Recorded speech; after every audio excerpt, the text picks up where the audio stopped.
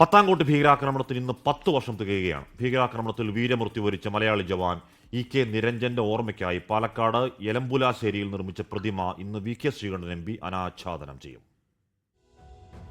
പത്താൻകോട്ട് ഭീകരാക്രമണം നടന്ന് 10 വർഷം പിന്നിടുമ്പോൾ നാട് അഭിമാനത്തോടെ ഓർത്തെടുക്കുന്ന ഒരു പേരാണ് ലഫ്റ്റനന്റ് കേണൽ ഇ.കെ. നിരഞ്ജൻ.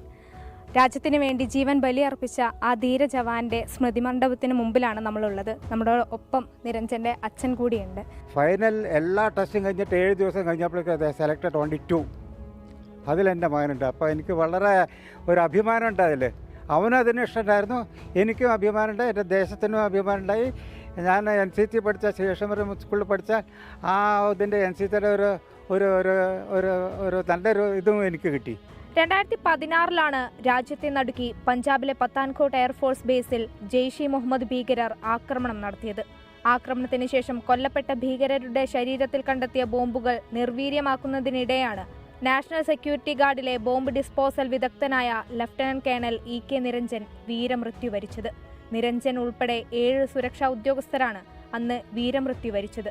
ബംഗളൂരുവിലാണ് നിരഞ്ജൻ ജനിച്ചു വളർന്നതെങ്കിലും കുടുംബവേരുകൾ പാലക്കാട് എലമ്പുലാശ്ശേരിയിലാണ്. എല്ലാ വർഷവും നിരഞ്ജനെ ഓർമ്മിക്കാൻ ഈ നാട് ഒത്തുകൂടും.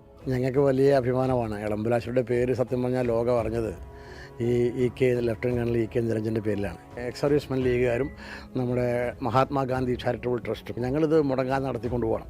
10ാം വാർഷികം ആഘോഷിക്കുമ്പോൾ ആചരിക്കുമ്പോൾ ഞങ്ങൾ പഞ്ചായത്തിനോട് പറഞ്ഞു നിരഞ്ജൻ്റെ പ്രതിമ സ്ഥാപിക്കണം.